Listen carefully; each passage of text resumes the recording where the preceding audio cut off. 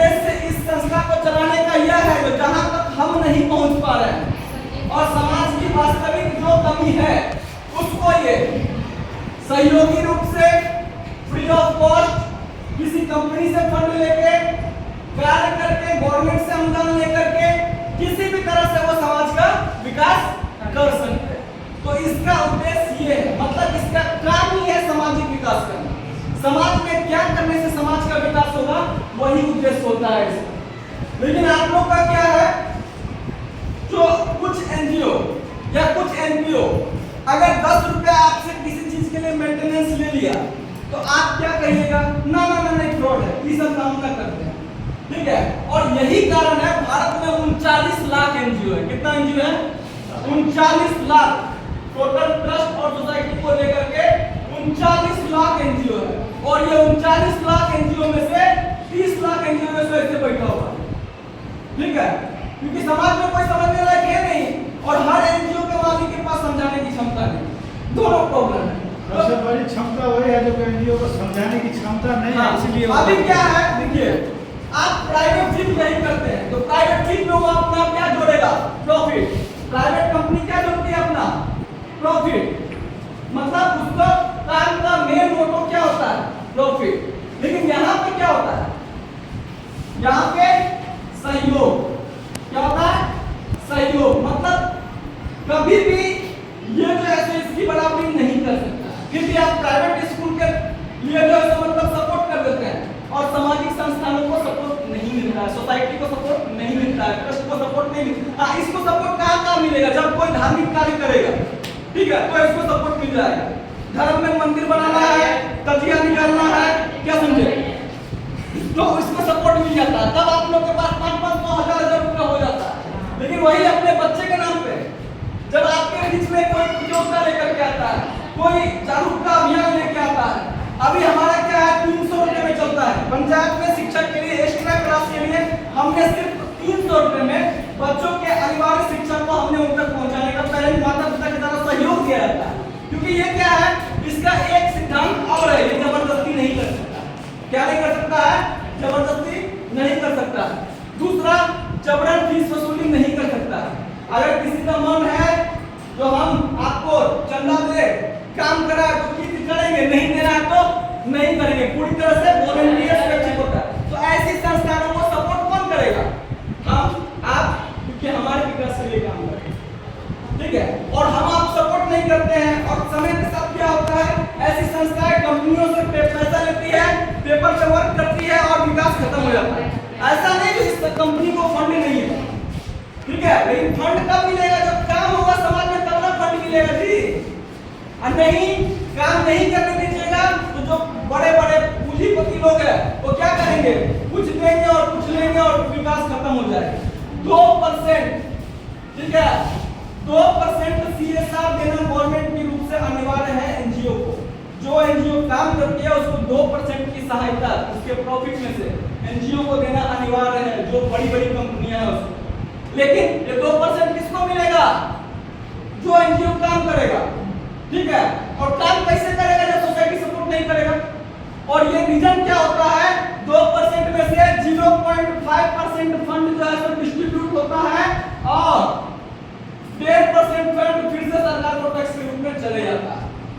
समझ में आया कि नहीं समझ में आया? मतलब कंपनियों को एनजीओ नहीं मिलती है ऐसी जिसने काम किया हो क्षेत्र पे, उसको मिलती है 50% एनजीओ कैसे, जो पूंजीवादियों की एनजीओ है, जो बड़े बड़े पैसे वालों का एनजीओ है, वहां पे ब्लैक मार्केटिंग होता है, समझे। तो समाज को हम आप खुद ही खराब कर रहे हैं।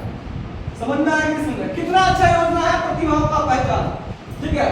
और ये जो संस्था है वो आपके डीएम साहब, आपके शिक्षा विभाग, आपके बिहार सरकार और सबसे बड़ी शक्ति इसकी जो केंद्र सरकार में रजिस्टर्ड संस्था है। इसके सारे काम ट्रांसपेरेंट होते हैं, ठीक है। इनका ऑडिट होता है, इनका आईटीआर होता है, सारा चीज इनका होता है, ठीक है।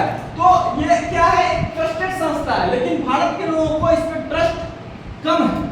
रीजन क्या है? फील्ड में काम करने नहीं देते हैं। अरे जाहिर सी बात है, कोई बड़ा काम होगा, आप देखिए कि ये प्रतिभा टैलेंट रिकॉग्निशन प्रोग्राम जो कितना बड़ा प्रोग्राम है, ये छोटा मोटा प्रोग्राम आपको लगता है क्या? किसी स्कूल के 500 बच्चे को बिठा करके या ग्राउंड लेकर के वहां पे अपने व्यक्तियों को लगा करके वहां से प्रतिभाओं का चयन करके उसको अगला स्टेप पे पहुंचाना छोटा मोटा काम तो नहीं है। तो इसके लिए तो सबको सहयोग करना होगा ना होता है। आप क्या करिएगा? इसको 10 रुपए सहयोग नहीं कीजिएगा और भविष्य में जब आपका बच्चा जो है तो अपने जीवन यापन के लिए युद्ध करने के लिए निकलेगा तो तैयारी नहीं है। जैसा है वो मान लीजिए आप एनजीओ हैं, विद्यालय में आए, विद्यालय में शिक्षक हैं, प्रधानाचार्य हैं, आपको रेटिंग दिए तो आप अभिभावक को दे रहे हैं, खैर आप अपने बारे में बता रहे हैं, अच्छी बात है, लेकिन थोड़ा विषय पर फोकस अच्छी तरह से लोग, क्योंकि हम लोगों का लंच का भी टाइम हो रहा है, बच्चे को फिर भोजन करवाएंगे। ठीक है, तो विषय का फोकस क्या है? विषय टैलेंट है। क्या है विषय? टैलेंट है, मतलब प्रतिभाओं का विस्तार। समझ में आया? प्रतिभाओं का विस्तार के लिए क्या करना होगा? बच्चों को प्रयास कराना होगा। प्रतिभा किससे आती है? निरंतर प्रयास से, निरंतर प्रयास से।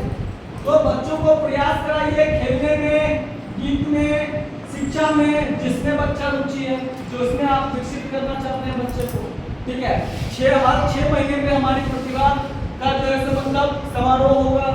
इस बार अगर आपकी बच्चा को प्रतिभा में अवसर नहीं मिल पा रहा है, क्योंकि बहुत ही सिंपल प्रोसेस है, चाहे शैक्षणिक विकास है तो शैक्षणिक विकास में बच्चा को उसी क्लास तक का मतलब जो भी होगा सब्जेक्ट उससे संबंधित प्रश्न पूछे जाएंगे। संगीत में बच्चा जिस क्लास में पढ़ रहा है उसी क्लास के बच्चों के साथ कॉम्पिटिशन कराया जाएगा। खेल में जो बच्चा जिस क्लास में पढ़ रहा है उसी क्लास के बच्चों के साथ कॉम्पिटिशन कराया जाएगा। मतलब यहाँ पे कोई मतलब एक्स्ट्रा बर्डन नहीं है। अगर प्रतिभावान बच्चा है तो उसको अवसर मिल सकता है। समझ गए? इसमें 30% आपके पास ग्रेड बी के टाइप का जो है तो क्या होना चाहिए? परफॉर्मेंस होना चाहिए। उसके बाद आपका अगला स्टेप जो है सो रेडी है।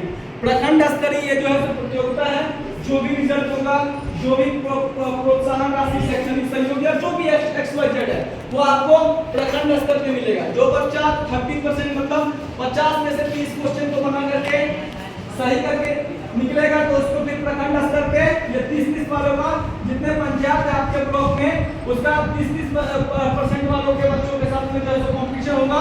ठीक है, और उसमें जो भी चयन किए जाएंगे उसको सम्मान किया जाएगा, पुरस्कार दिया जाएगा और माता पिता सबको सम्मान किया जाएगा। समझ में आ गया? इतना बात समझ में आया? दूसरा क्या है जो इस प्रतियोगिता में बैठने के प्रमुख फायदे क्या है? प्रमुख फायदे हैं आपको प्रमाण पत्र मिलना है। क्या समझे? प्रमाण पत्र कौन कौन सा मिलेगा आपको? प्रमाण पत्र फॉर्म भरने से कोई प्रमाण पत्र नहीं मिलेगा। बच्चा पार्टिसिपेट करेगा तो आपको पार्टिसिपेशन प्रमाण पत्र मिलेगा। मतलब आपके पास, आपके बच्चों के पास भविष्य में ये दिखाने के लिए होगा जो हमें इस चीज में रुचि थी, हमने इस प्रतियोगिता में या इस समारोह में या इस प्रोग्राम में जो है हम पार्टिसिपेट किए थे। ठीक है, तो इसको सहभागिता प्रमाण पत्र मिलेगा। क्या मिलेगा? सहभागिता